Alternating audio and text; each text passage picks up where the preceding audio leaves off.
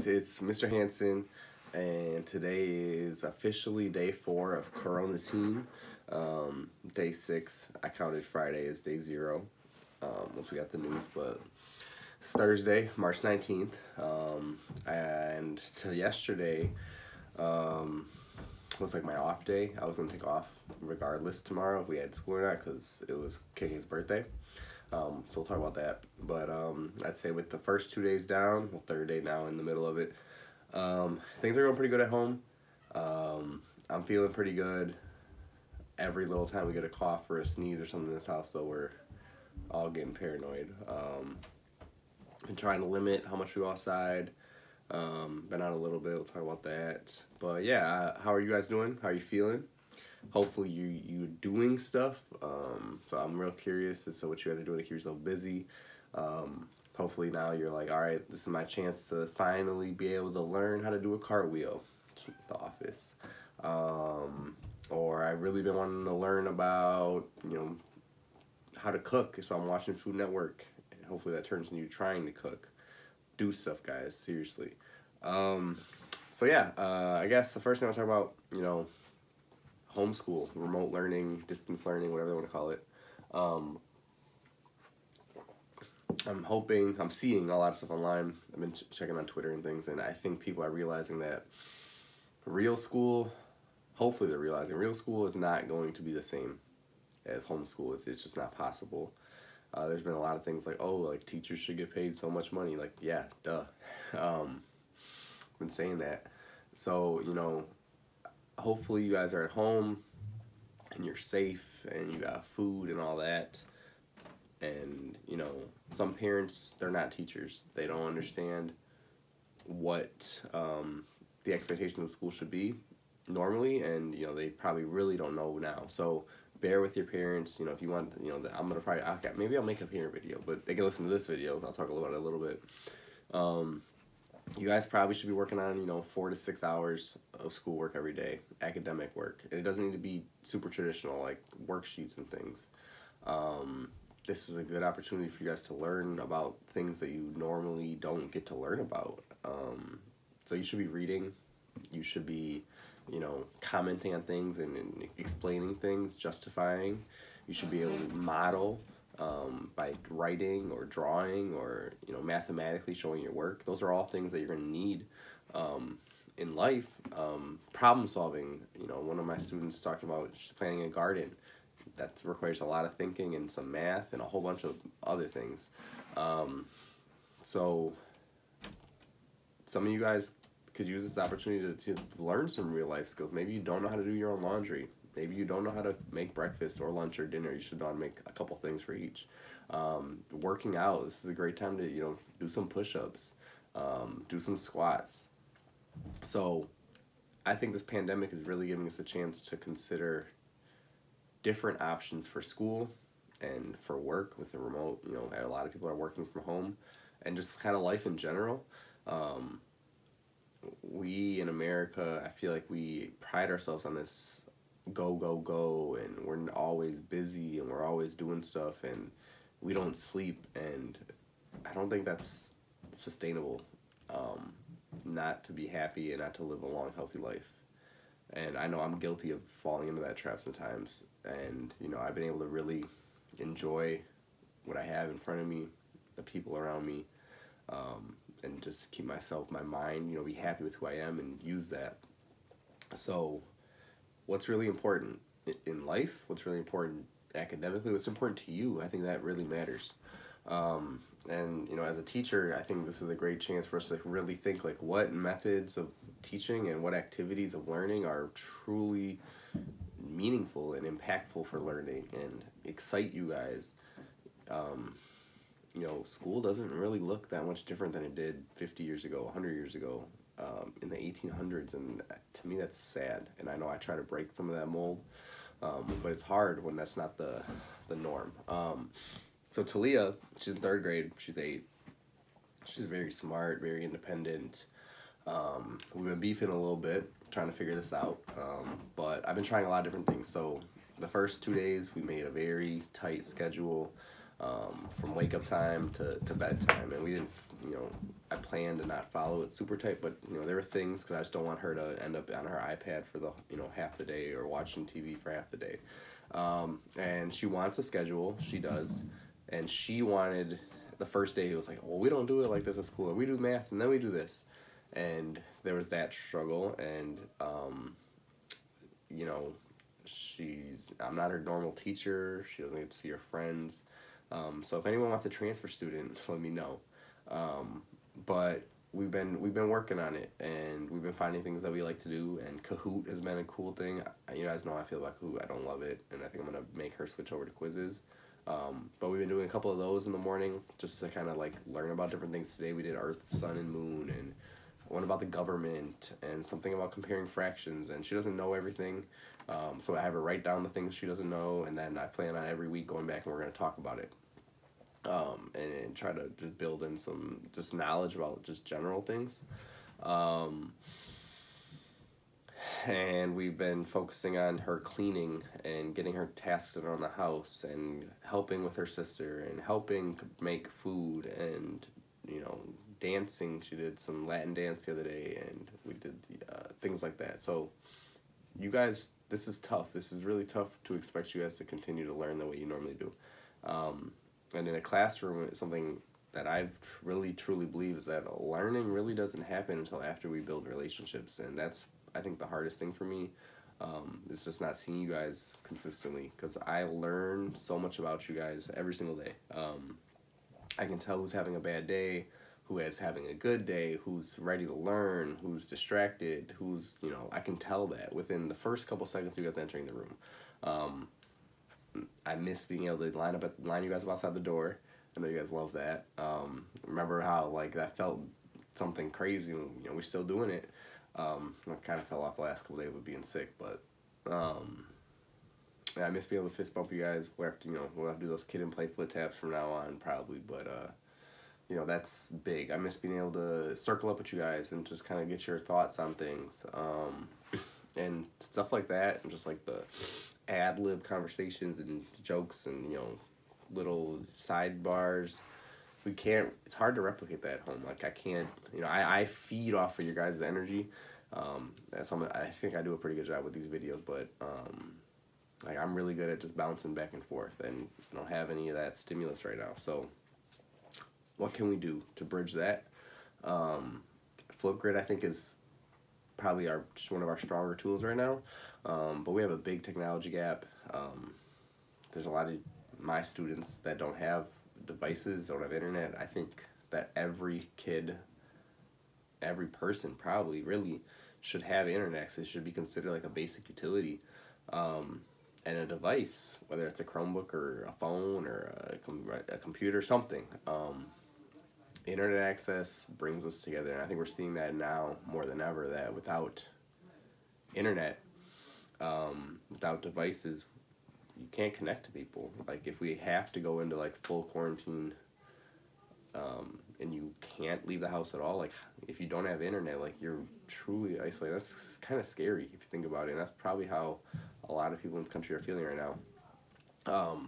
So, you know, I'm working on my YouTube videos, stuff like this, and also some math content, and I've just been trying to think, you know, as going forward, like, what's the main course when it comes to these standards for math? Like, if I have such limited time, if I can't spend all these days, like, what can I really get to the meat of? But it also can't just be like math facts and procedural stuff, because that's not going to stick. It's got to be meaningful. It's got to be fun. Maybe not always fun. My version of fun. So I'm thinking about that. What's good for me, thankfully, you know, I've been living in a standards-based world for a long time. It's my 6th year of teaching. I've been preparing to be a teacher for, I think, 2 years, longer than that. And I've been thinking like this for a long time. I don't care about every little detail. I don't care about every little assignment. I care about, can you do the things that I need you to do?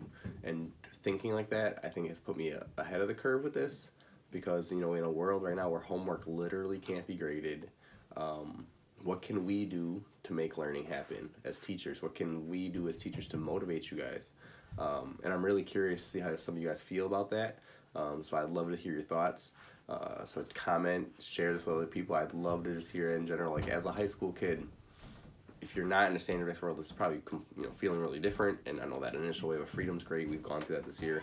But how can we balance this idea of homework and all these busy work, if for lack of a better word right now, tasks with meaningful enrichment that actually keeps you guys learning and keeps you accountable? Because like right now, technically I could be doing nothing. I don't have to be, I haven't been, I don't have to be doing this, but I am, because this is habits that I built into myself. So I'd love to hear what you guys think. I know some of you guys disagree with this whole standards-based grading mindset, but that's kind of where we are right now, and I think this is a great chance for us to ask ourselves, if we can't see our kids every day, or any day, if you have a limited amount of time, what do you really need kids to show you that they have met the standards of learning, that they are going to be prepared going forward? Because that's really what life's about, is can you do what you got to do? So in the meantime, as we bridge those gaps, you guys all have access to Alex. I think that's a great tool right now. It's super self-paced. I think that's where you should be spending your math time on for now. You obviously, if there's things that you want to learn that we've already talked about, go back. You got my videos. I can assign you stuff. I can share you stuff. And I'm working on plans with that. But right now, Alex, you guys could set daily goals. You need a space in your house that's for learning. Don't try doing your schoolwork on the couch with, where you watch Netflix with your phone. You're going to get distracted. You just break it up. I said 4 to 6 hours. That can look like whatever. Maybe you wake up at 11 a.m. Maybe you wake up at 9 a.m. Maybe, whatever. You could work, take a nap, clean, make lunch. Just schedule yourself time and just try to really give yourself that, I'm doing math right now. I'm doing cooking right now. I'm socializing right now. Give yourself those breaks so your day doesn't all blend into one. So let's say 11 to 12 is going to be your Alex time. Get your notebook, something to write with, set a timer, hey Google, or whatever, and just work on Alex. So put your phone to the side, don't get distracted, maybe you want to put some music on, whatever, and just grind, write the topic out, write your notes, use Cornell notes, whatever. Set a goal, say, okay, I'm really want to, maybe the first day is just your check, like if I'm truly just working, how much can I get done? And maybe it's 5 topics, maybe it's 4, maybe it's 10. Maybe you don't want to do math every day, so you want, double the time or whatever. That's great. Aim for a percent a day when you're working on this. So when you're doing that, hopefully you'll be able to feel good because you're meeting goals. So set those realistic goals and make them happen. Make sure that you send me questions. You can screenshot them, whatever. So for me, this to me has been a chance to do things I normally can't. So I have so many unedited, unfinished videos on my phone. Hopefully I can get through them. I've been doing things around the house, like trying to get all my laundry done, and I think I got like half a load left, and then the laundry's all done. I can't tell you the last time we've done that in our house. Making real lunches, baking, spending time with the kids. Well, I do that, but spending more time.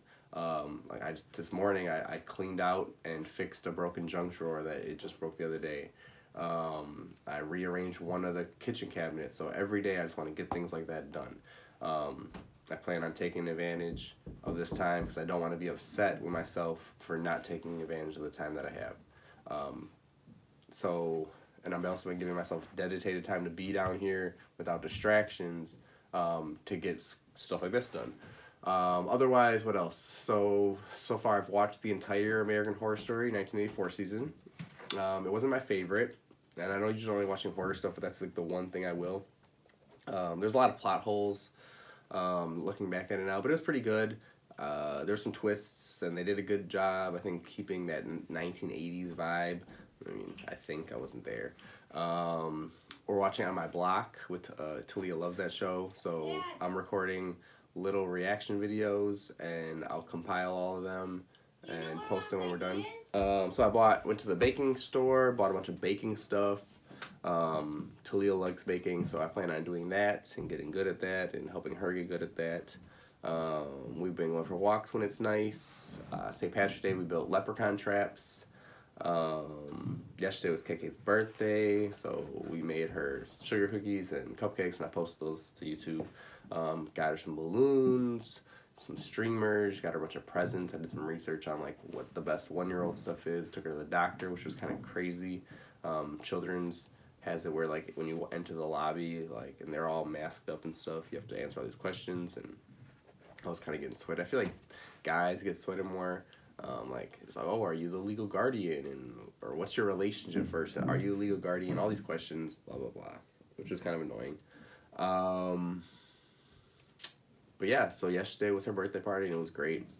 She's such a vibe. She just loves being awake and being here. She's awesome. Picked up some MPS lunches and materials for Talia. They didn't have third grade bilingual the first day. Second day they were out, so I finally got one yesterday. So I got some packets. She's gonna work on that. I'm really satisfied with how MPS is handled, getting stuff to people. Every day you can go pick up lunch, and they have packets for kids. And I mean, some of those packets, some of the things aren't great, and I think it's gonna be hard to do without a teacher. But it's something. So hopefully RUSD, you guys are taking advantage of those opportunities. I'd love to hear how that's going, so let me know.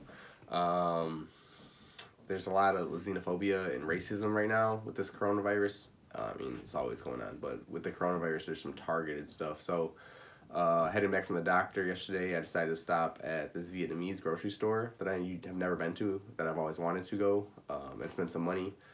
Bought some things I normally wouldn't buy. I wish I had more time to research, but I wasn't trying to hang out in the store very long. But, so I'm trying to make some stuff like that. What else? So coronavirus, I've been tracking the data, staying attention to what, they're talking about the stimulus packages and all this stuff, and just seeing how we're reacting as a country. I wish we had more testing kits going on right now, but I do screenshot a lot of stuff, so I'm going to plan on compiling all that and giving my thoughts, hopefully sooner than later. I got to take some time to plan out, because I'm not an expert, so like when I talk, you got to take what I'm saying with a grain of salt. I feel like I'm relatively informed though. So it's been really eye-opening though, like how many people really just don't get exponential growth. Like, everything's not linear, and I think it's hard because a lot of us, like, we only see linear patterns. Like, we work hourly jobs, we pay weekly or monthly bills, and a lot of us don't see like what exponential money looks like, because really, like, that's the most commonplace in life. I mean, we get debt, and credit card debt's definitely exponential, but yeah, we're still rising. Eventually it'll cap off and it'll switch from exponential growth to something else. We can talk about that later. But yeah, this can get worse before it gets better if we're not careful. I was doing some reading about how, viruses can mutate. They call them slippery, and this thing could definitely switch up again. And if it does, things could get crazy. So please take care of yourselves and follow the, guidelines. Stay inside. Don't meet up with people you don't need to. Stay apart, all that stuff. I mean, you don't need to stay inside. Go outside, but don't go places. So please research. Go online. Don't just get it from one source. Check a bunch of stuff out. Something that I wish I would have learned earlier, which I guess I'd always have been this way, but you really got to learn to love learning. And when you do, I don't think you'll ever really feel old. I learn stuff every day. The other day I watched a documentary called Food Choices. We watched a lot of Chopped, but I was like, let me watch this.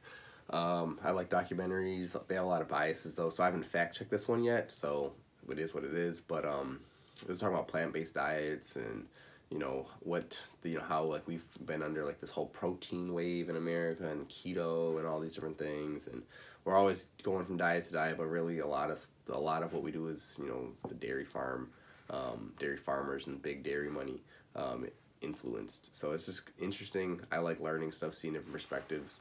So, day 4, again, I'll keep updating. If there's specific things you want to hear my opinions on, let me know, please. I will do it. I got some flip grids to respond to, so if you haven't done that, please do it. And KK's going to wake up from her nap soon, so I'm going to hang out with her. So comment, tweet me, email me, flipgrid me, something me. I want to hear from you guys. Mr. Hanson, see you guys later.